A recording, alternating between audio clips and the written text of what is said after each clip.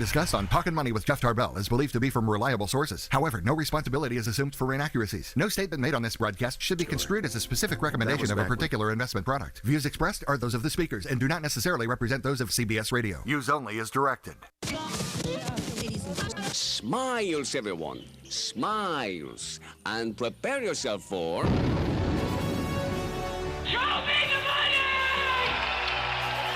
money! Ladies and gentlemen, the radio broadcast experience designed to keep your wallet in top condition.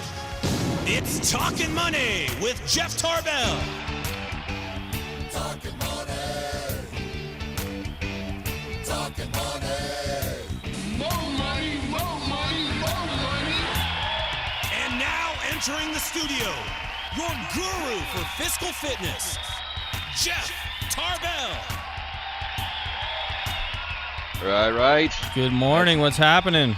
That would be the sign to get a move on here. That's right. Game on. Wake up. Smell the coffee. Hey, we got a little rain last night. Looking like we might get a little bit more today. It's always frustrating when the season ends last weekend and you get 14 inches of new snow this weekend. Cold snow.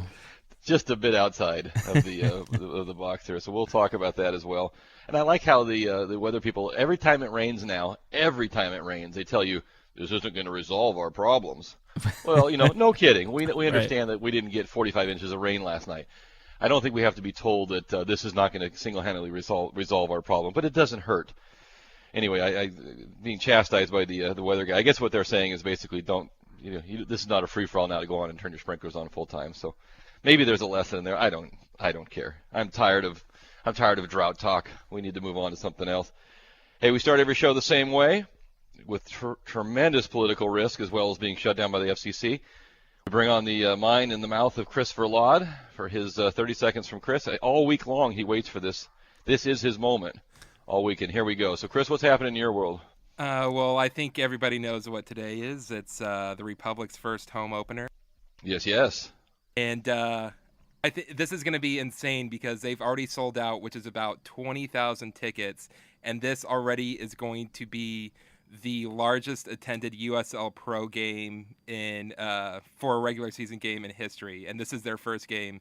So I'm excited. I think that this is a good showing to MLS to get a professional MLS team in Sacramento. And hey, you can't get tickets tonight, but if you need to, listen to the radio here on 1140. We've got the game. There you go. So, nice. so what's your prediction, Chris, for game number 2? First prediction, I'm saying blowout. I mean attendance. Oh, attendance? Are you going to commercial? Trying to.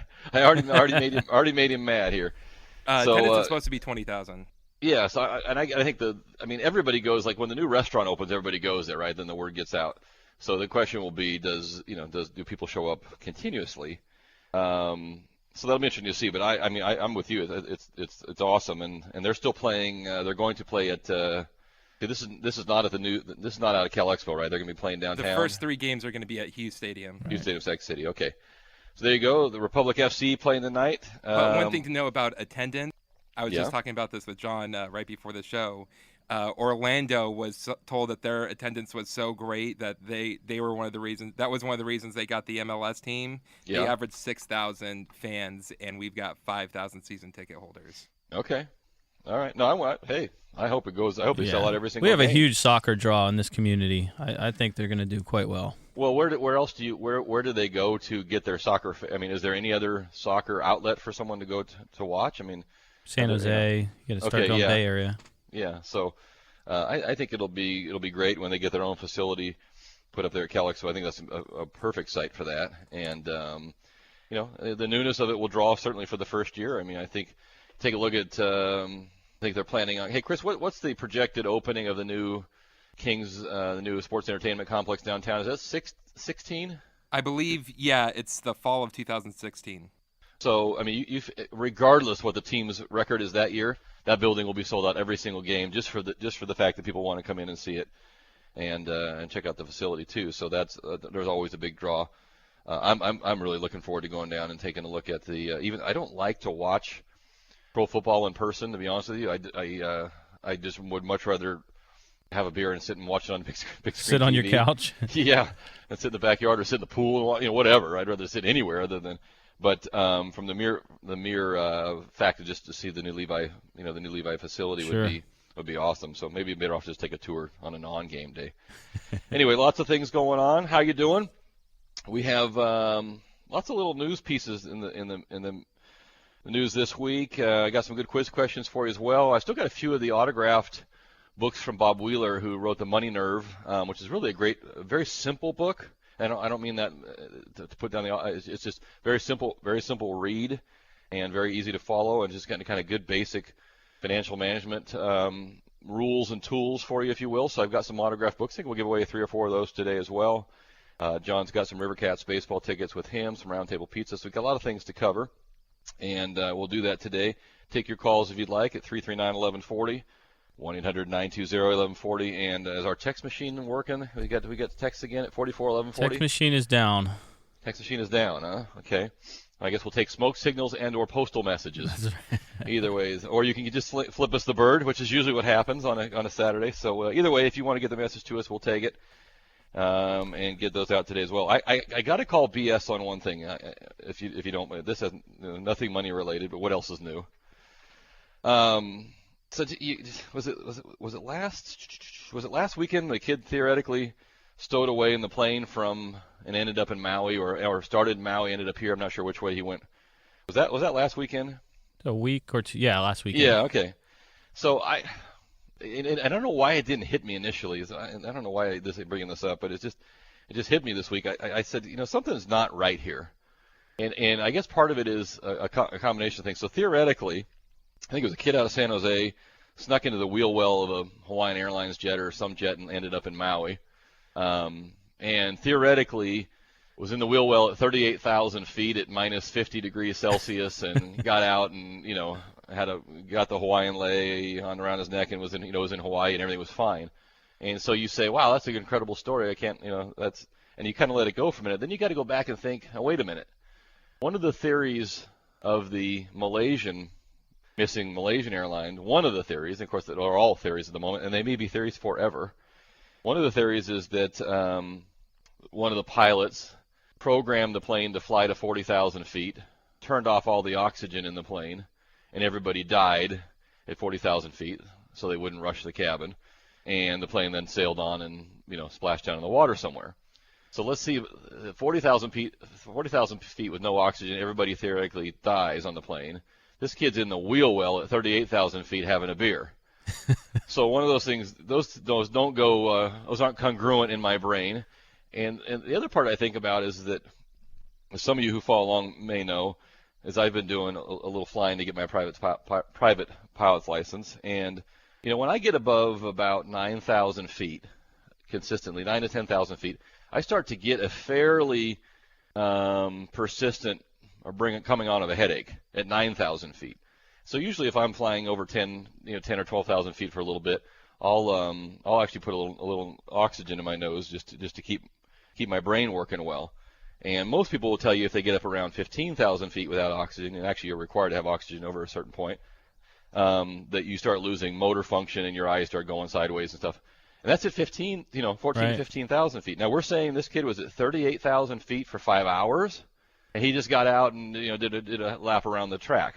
And went to the beach. So something is amiss there. I don't know what it is, but I think that 1 and 1 is not equals 3 here. Maybe I'm not. And maybe he did like that movie where was the Catch Me If You Can, where Leonardo DiCaprio snuck out of the toilet and came out the bottom of the. Maybe he snuck up into the toilet. I mean, he was actually in the plane and they do pressurize the cargo holes. So maybe he was able to get in there, and I don't know, something is not right. That's all I have to say about that. I'm not a conspiracy theorist. I just say that I don't think the kid lived at minus 50 degrees at 38,000 feet for 5 hours. It could be me, but mark my words, that's another one that will come to be something else amiss there. And speaking of planes, I know John. I showed this to John this week too. This is one of the coolest, and I can't believe that nobody else has done this yet. And I'm talking about the Four Seasons, John. Yeah, definitely. So I guess I don't even know if I was on Facebook or someone emailed me something, or it was something about this, but there was this beautiful black like 787 jet with the Four Seasons Hotel logo on it. I just thought it was maybe just a marketing piece, for Four Seasons. But it appears the Four Seasons has gone out and purchased themselves or rented themselves one heck of a nice business class type jet. And the theory, if I have it right, which I think is just genius, is that they'd like to take you to all the different, to the different Four Seasons hotels around the world. They have some very, very exclusive places at different places around this beautiful planet, and they want to take you in their own plane. And think about that for a second. Now, I didn't price it out, and so I don't know, John, if you were able to track any pricing down. I'm sure it was inexpensive is probably not the first word that would come to mind. Right. Yeah, I saw the interior of the plane. And yeah, those pods. I just decided that I wasn't even going to look. I'd like to just sit there for like 5 minutes, please, and just bring me a beer. Yeah, they use those kind of those. I don't know if you've seen them, kind of the new, almost like personalized pods for each individual. So they, you can go into full sleep mode, you can go and sit up, you can, basically have your own little private space. But and that's not, you can get that on lots of luxury flights. But this I thought was pretty cool. So you think about what people dislike the most about flying, and it's everything. I guess there's a few people that just don't like flying at all, but it's everything leading up to getting on the plane, right? It's getting in the airport with everybody else and catching everybody else's snotty flus and getting in line and having the rubber glove treatment and then going through all your gear. By the time you get there, if you're not a criminal, you might as well be one. You feel like one, and you get on the plane and you're squeezing this little seat next to the kid screaming and all those things that go on. And it's just so they've decided, okay, look, we're just going to take people who want to travel in style, and I'm guessing they probably use their own entrance, like a lot of the big airports have, private places for private jets, and you can get on the plane at your own comfort level, and they'll take you to all the different resorts and different things around it. I just thought it was a very interesting and kind of outside the box, and I guess maybe only the Four Seasons can do it. I don't think the Holiday Inn will be flying us around in a Cessna 172 to go to Reading. But anyway, it was kind of a fun idea, and if you were looking for, really a kind of a cool experience or a, once in a lifetime anniversary or something like that, something fun, it'd be a cool idea to do. So you don't see a lot of, kind of new ideas anymore on some things, but I thought that was a pretty fun idea. Yeah, they also have a special for you, Jeff. You can do a 24-day journey around the world. Yeah. So you start at one point in February, and in March you end up going the whole world on that plane and hitting all their different areas. I'm sure they do. I wonder what the price tag on that is. It'd be cheap. Yeah. I mean, hey, if that's your, your bucket list thing you got to do, then I guess you got to do it. I mean, people do it on ships all the time. I'm sure the ship is probably a little bit cheaper, but anyway, four times as long. Yeah, right. You can spend a fair amount of time doing that. I did see. I want to talk about some student loan things coming. There's a lot of student loan stuff coming up. I want to talk about that as well. Some big news. I wouldn't say big news, but interesting news about kind of how the mortgage industry is being looked at right now, and some things that are changing there. And that's going to be a lot of changes as you see the market slows down, refinancing goes away, lenders looking for more things to be more creative, and some of the blame also continuing to go to the mortgage business. We'll talk about that too. And commodities are up this week. The market was down this week. I see that the oil futures were down because there's record supply of raw oil. Now, it's always interesting because I don't know. Have you been to the gas pump lately? I think in gas is like over $4 a gallon. We got record supplies of raw oil, and yet we don't have any kind of price decreases. And I always find it fascinating that the oil industry or the refinery industry finds that the time of year when we most all drive in the summer is the perfect time of year to go ahead and shut everything down for maintenance. Now, why? And maybe you have to maintain it when it's 80 to 100 degrees. I don't know. Hello? Are we going to break again, Chris? Tonight, following A's baseball. Yo, check this out. The Sacramento Republic FC is on KHTK Sports 1140. We live where you live. The Sacramento Republic FC. Indomitable City. Indomitable Club. Talkin' money. Okay.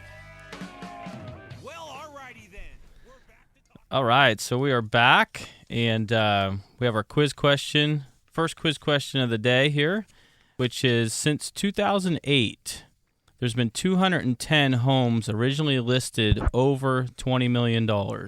So 210 homes originally listed over $20 million. In the whole country? In the whole country. Okay.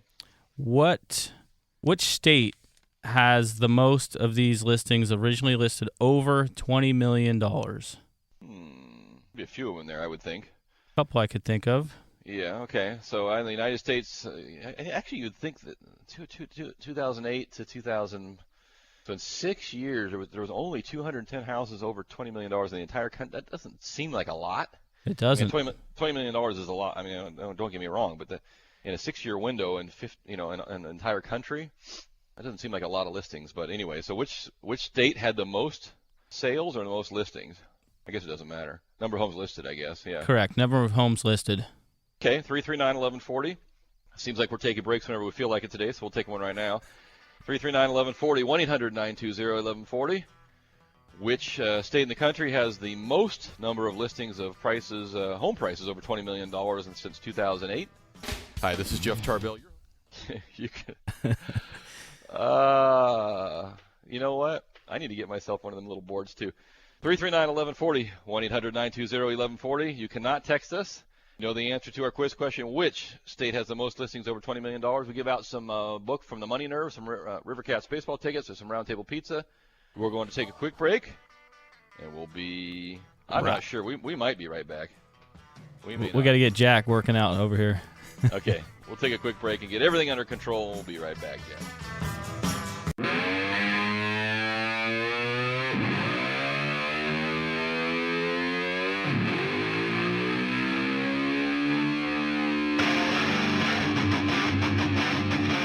Talking money.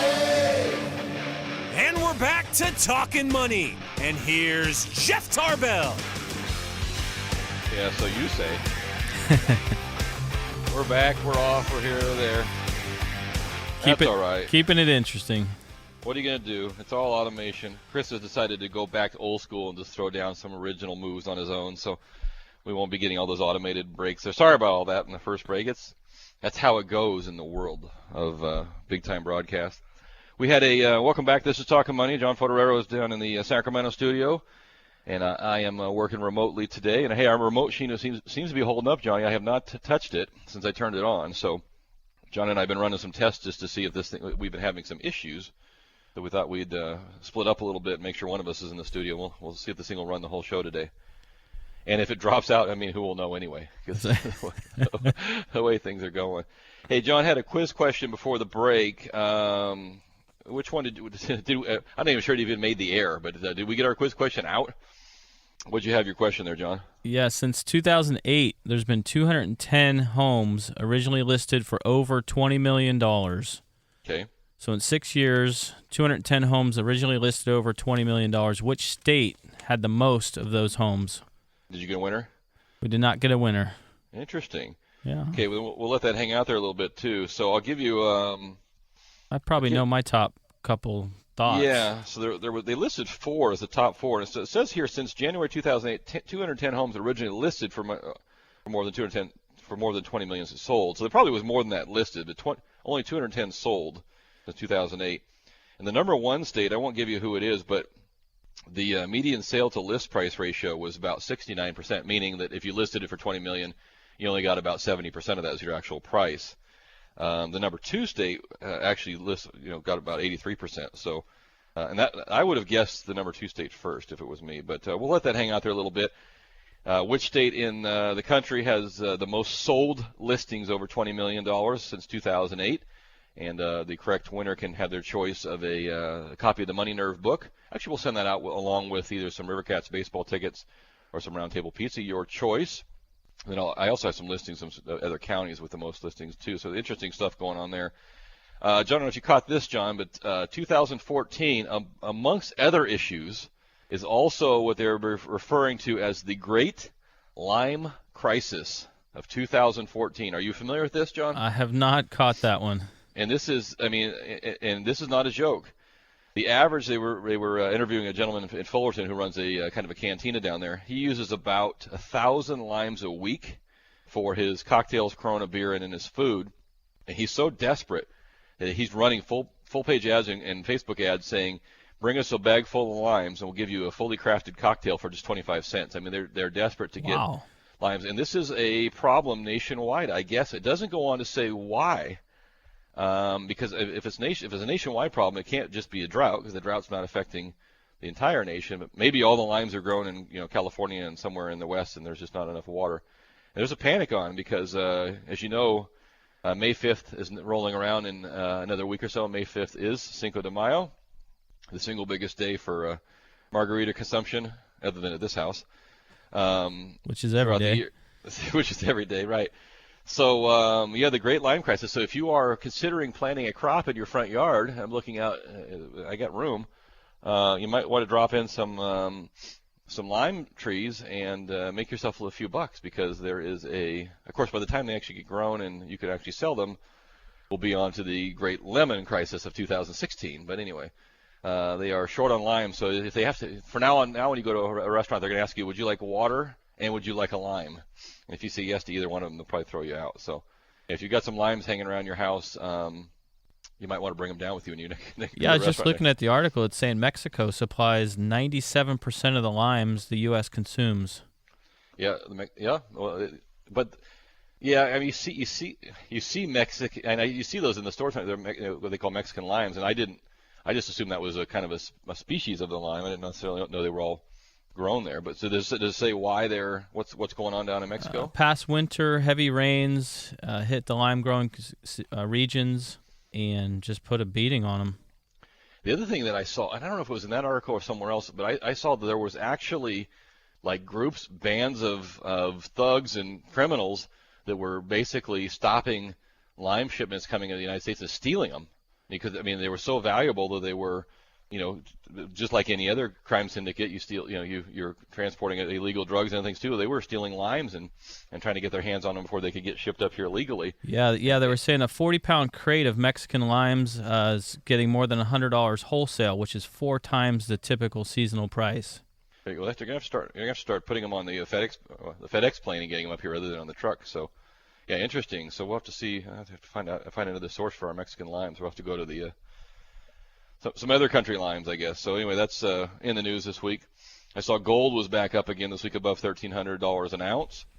A lot of the commodities are coming back up. Right. Platinum was up, and all basically relating to one event, if you would, and that is maybe two events. I think there's still a little bit of concern about whether our economy is kind of stalled out a little bit, or if it's just all strictly related to the Ukraine-Russia dust up that is going on over there, and every time you see some kind of political turmoil, especially geopolitical turmoil, a lot of people will pull their money out of typical investments and they'll stick them under their mattress or in other types of things they can hold on to.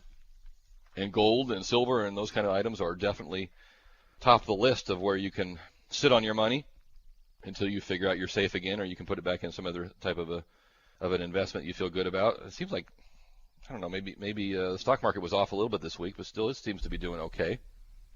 So I don't know what's going to... It definitely had its ups and downs again. What's going to shake? I did see that the state of Oregon wrapped it up after spending $250 billion on its trying to set up its Obama exchange. It finally just threw in the switch and said, forget it.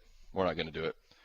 So you think about that. Think about how strapped states are for every penny. I mean, even though they don't do a phenomenal job managing their money, $250 billion in any system is a lot. And they just said that we forget it. We're not going to do it. They just handed it back over to the federal government and said, you guys do it. So that becomes now part of the, instead of a state exchange, will become part of the federal exchange. And somehow or another, I always think that kind of ends back up in our pockets as the taxpayers, but we'll see. But $250 billion, it just seems ridiculous. It takes that much money to, get a website up running, and I guess it's not just the website; it's all the details that go behind it. So Oregon is out; they've given up. California seems to have their act together. That may be the one thing that we have done well is manage our end of the deal with the healthcare system. And I know Mr. Vlad. Hey, Chris, are you still in there? Yeah. So have you had a chance to use your Obamacare yet? Have you gone to the doctor? Not yet. Okay. He's a health specimen. He is. Are you paying your premiums, Chris? Yes, I am. Okay. Well, I'm just making sure. You're the one and only person I know who's on the system that will admit it up front, which is no problem to me. But that's because most people had health insurance before, though. That's probably true. And a lot of people signed up that didn't send in their checks either. They said, I'm signed up, but I am not paying. So there's a big difference there. I'll talk a little bit. I'm going to save the mortgage stuff for the third period here of the show. I see a lot of student loan stuff coming up, and I'm not sure. I guess it's because it's that time of year again where kids are committing to colleges, and it seems to come up. I did have a chance to go over. I know we got to take a break here in just a second. I had a chance to go over to my daughter who's graduating this year. Their school holds an end of year kind of celebration. And I can't even think of what it's called, but they kind of recognize all the kids who had certain grade point averages or higher. And I want to say it was 3.3 or 3.4 or higher. Maybe I don't know if they call it the honors. I don't know what they call it, but it was a chance for that graduating class to be recognized for good grades and good scores. And so we visited that this week. It was very interesting. I just don't remember back when I was in high school. I don't think they did anything like that. Maybe they did. Maybe it wasn't as formal. I guess maybe you weren't invited. I didn't have the grades and I wasn't invited. So once again, another party that I was left out of. Thank you, John, for pointing that out. I'm sure that was entirely the fact. They probably had a huge celebration and they put up the anti-poster of the anti-grade Christ, which would be me. But anyway, they had out of their 400 something graduating class, over half of them, graduated in this award and with high grades, which I thought was phenomenal. It's just testament to a lot of hard work by a lot of good kids. And one of the things that they did is they read your name. They just read the different awards that you get. You could also say what school you were going to go to. And as you can maybe imagine, at Granite Bay High, there was every college in the world was announced, and I would say the majority of them were probably going to San Diego or Cal Poly. Quite a few Santa Barbaras, I guess, too. And then you had your one-offs that were going to Harvard and Stanford and Cal and NYU and places like that. And it was interesting. And I got to say, after everybody got their little card and they did their college they were going to, everybody clapped for each person. And I'll say I clapped the hardest for the kids that were willing to get up there and say, I'm undecided, or I'm going to go to Sierra College, or I'm going to go to American River College, or I'm going to go to Folsom Lake City College. And because in that environment, that is not easy to get up and say. Right.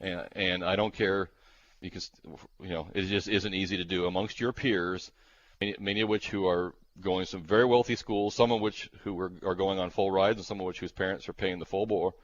It's hard to say when you're standing behind the kid who's going to Harvard that you're going to Sierra College. And not that Harvard's any better and Sierra College is any worse, and either one of them is going to guarantee you success or failure. But it's hard to do. And I thought it was pretty, I don't know that I could do. I probably would have rather said I don't know where I'm going than do that, to be quite honest. But I was proud of the kids that got up there and did that. And the kids that some of them did it had phenomenal grades. I mean, we're taking these high classes that were college credits. So we're not talking about very, very smart kids. And then I got back to the house in the last couple of days and started pulling out some of these articles. And we'll take a break here just a second, guys. Talking about these plans to forgive student loans.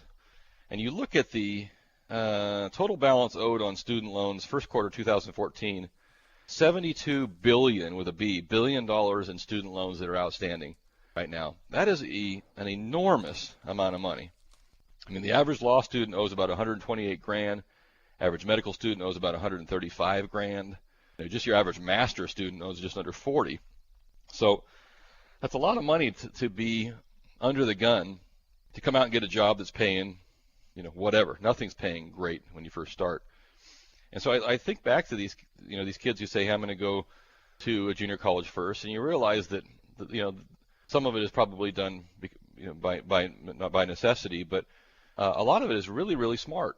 If you can knock out half of your college experience, or expense, I should say, at a facility that's maybe I don't know, what does the junior college run these days? $10,000 a year? Is it that much? I don't even think it's that much. Okay, as opposed to 30 to 40 to 50. I mean, quite frankly, everybody's taking the same classes the first 2 years anyway. All the classes we don't want to take. And then you get to the fun stuff, and then the last 2 years, the stuff you really are interested in. So there you can go and transfer in, and and really focus in on what you want to do, and get your degree from whatever level of prestige you think you need. So I'm looking at this, but the article is talking about student loan forgiveness and how students and graduates are complaining about paying back their bills. And part of me says, hey, too damn bad. You chose to go to fill in the blank school. You chose to go after this degree. You made that decision. Yeah, you chose to live off your student loans if you did, and now you can choose to pay them back. And then the other part of me says, well, why the hell should they be any different than all the homeowners that didn't pay their bills back? I mean, we've now created a society of people who no longer feel obligated to pay back what they owe, and it's their parents. I mean, their parents went through. They've learned from their parents. Well, hell, mom and dad took out a big old home loan on a house they couldn't afford, and they didn't pay it back. So why should I pay my student loan back? And that's okay now. I mean, we've created a society that where it's okay to say I don't want to pay back what I owe. And so part of me says too damn bad, and part of me says I totally get it. I know why they don't want to pay it back. They've been told it's okay. So how do you fight that? I mean, what point does the rubber meet the road and we finally say you're going to have to pay these things back? So it's going to be, there's $72 billion worth of student loans out there of people that are underemployed or unemployed in many parts that aren't going to be able to pay it back. And we've got programs that say if you work here, or there, we'll let you, walk away from some of it. And by the way, that's estimated to be about $14 billion a year in debts we're not going to get paid back. And that's just the federal loans, insured loans. That's not the private ones. So I don't know. It's an interesting discussion, and it's I don't know where it shakes out, but I understand how we got here. It's easy how we got here. We started with our parents, and we're working down to the kids now in terms of what's okay and what's not okay. I did see one quick note that if you have a student loan that is not a federal government student loan, you might want to look at the language pretty closely in there, because what they're finding now is that there's a little clause in there that says if your cosigner dies, which basically is usually your parents, the full loan comes due and payable. And that is something that most people didn't actually recognize when they signed the loan. So take a look at your loan documents if you have a non-federal government student loan, because there might be a little clause in there out to get you. With that, we're going to take a break. John's got another quiz question for you. Did we get an answer to our first one, John? Yes, we did. Okay, so what was the state with the most listings over $20 million? It'd be our home state of California. Oh, California. Yeah, not New York and not Florida, which I would have guessed. I would have guessed New York, just simply because there's so much. All you ever hear about is this condo or this high-rise sold for 30 or 40 or 50 or all the millions of dollars. New York was number 2, but almost half the number of listings. Although they get the most, out of their listings. They get the most closest to the highest price. Okay, so that we got that. We got a winner out there. So John, you got another quiz question for us? We take a break here. Yes. Okay, quiz question number 2 is: which pro sports team celebrated its 100th anniversary in the same facility recently? It wasn't the Kings. I was here when they that first year. That was only 20-something years ago. So 100th anniversary sports team in the same facility. In the same building. Man, I hope someone's cleaned the toilets a few times since then. So if you know the answer to that, 339-1140. I have been there. I don't think they have cleaned the toilets. I have been there, but I have not been inside. I won't give it away, but I've been around the facility. 339-1140, 1-800-920-1140. If you get the answer correct today, we'll give you a copy of the Money Nerve, autographed copy of the Money Nerve book. And your choice is some River Cats baseball tickets or some Round Table Pizza certificates. Your choice. Give us a call back, 339-1140, 1-800-920-1140. We're going to take a quick break. We're going to be right back. Jack.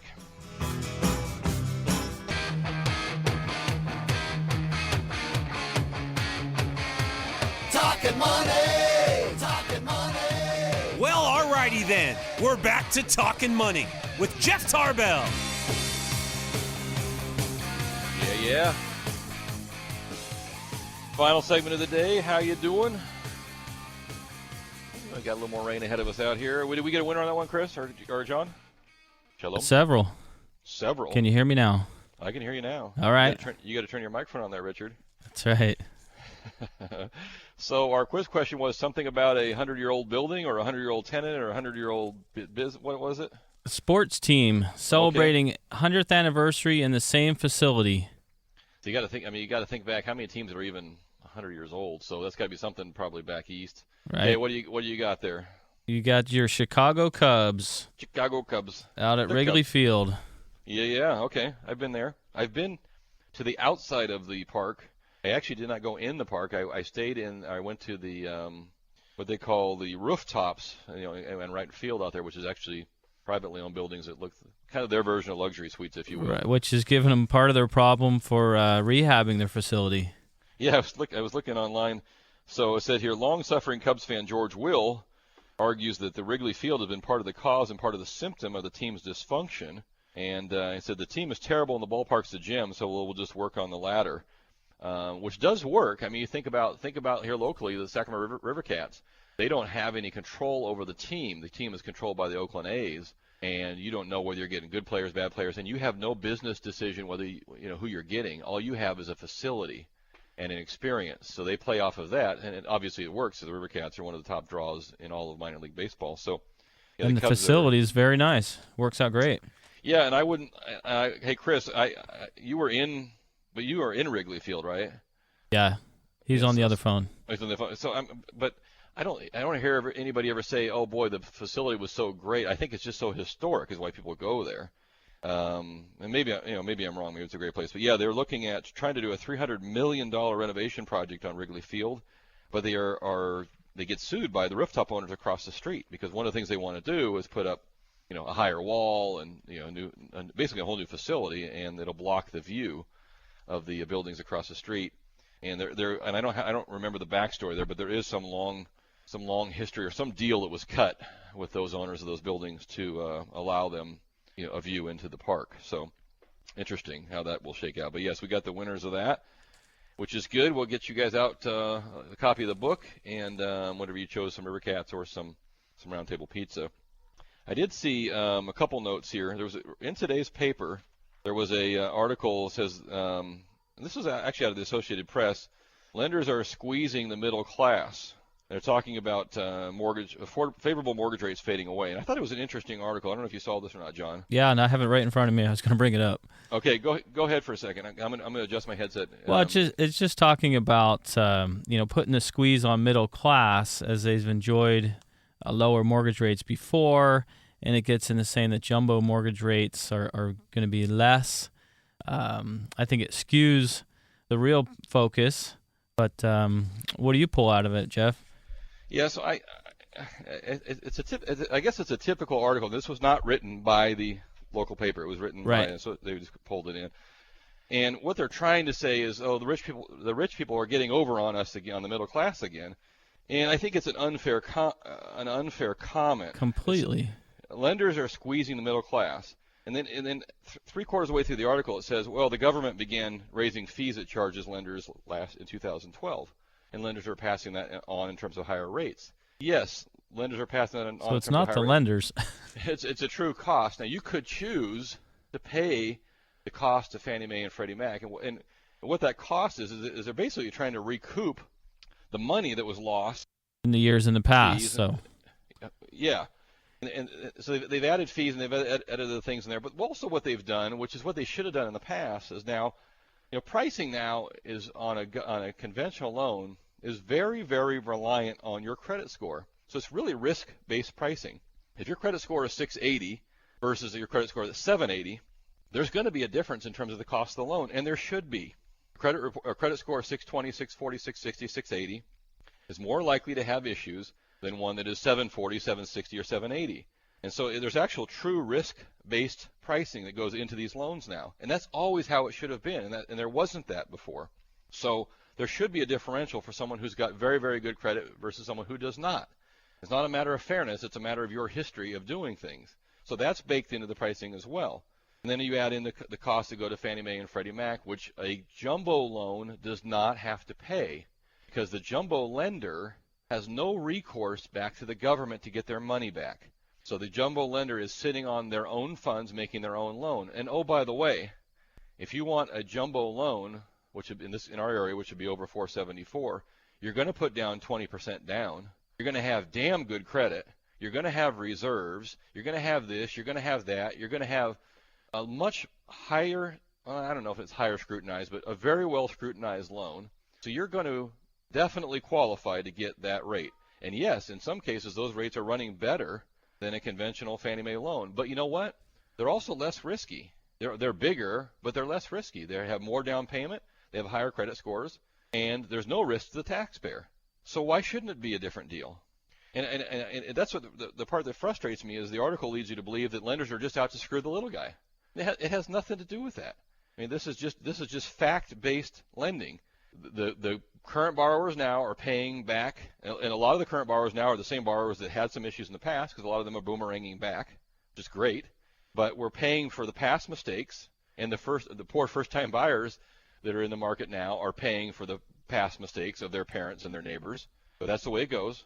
So there's true reasons behind it, and the whole article just I think the gist of the article is unfair, if you will. I think the article spells out some interesting things. I think the titles are very unfair. Well, and remember, the guy who writes the article doesn't write the title, so somebody else. So I don't necessarily blame that, but it starts right off saying for 3 decades the U.S. middle class has enjoyed a rare financial advantage over the wealthy, lower mortgage rates.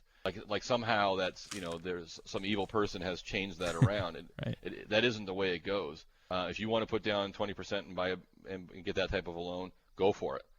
That's entirely up to you. And we're talking about minimal. I mean, it's for discussion purposes, it's fine. The difference in rates is so minuscule that it's hardly worth talking about. It is interesting because generally, yes, the jumbo loan runs a little higher in rate, and that will again flip. I mean, you'll see that again as soon as depositors require and demand higher returns. As soon as rates go up and other things too, you'll see those changes, and you'll see probably jumbo rates will climb ahead of conforming rates again. If, and I say a huge if Fannie and Freddie Mac are not closed down. And Fannie and Freddie both came out this week at the federal government. Of course, it's a little bit of it's a CYA, cover your rear. You're trying to keep your job and keep your company, but they did their own study and said, hey, if you guys close us down, the average borrower for a conforming loan will pay 1.5% to 2.5% more in interest rates than they do now. And I believe that. Yeah, I do too. I believe that because if you don't have an easy, well-organized wholesale source to go get your money from, meaning bankers, it'll be disjointed and they'll have to go out into the regular market. It will not be as cheap for the consumer, and then you'll have something to scream about. So it was an interesting article. Mortgage lending off to a 14-year low, refinances off 75%. And this article talks about how housing is down because the economy is not so good. Well, that may be true somewhere. Housing's down in California because there ain't nothing to buy. I mean, we just don't have enough homes. One of the reasons, I think, is that people are looking around saying, hey, I got this 3.5% mortgage. I don't want to sell and move. The other part is that there just isn't a lot of supply. So I don't know if it's an economic thing or as much as a supply and demand thing, but we'll see. In either event, if you're interested in buying a house, refinancing your loan, building a house, doing something like that, John and I love to talk to you during the week. You can find him at johnfode.com or jefftarbell.com. And you can find this show always in rebroadcast on our Talkin' Money Facebook page. That music means we got to wrap it up. Johnny, thank you very much. Our machine made it. My machine made it all day. Nice. Chris's machine was a total mess. If you want something today, we'll get it out in the mail you this week. You can catch up with us all week, 338-9400. And we will see you next Saturday. Have a great weekend, everybody, and be safe. And we'll catch up with you next week. Thanks, John. We'll see you guys next weekend.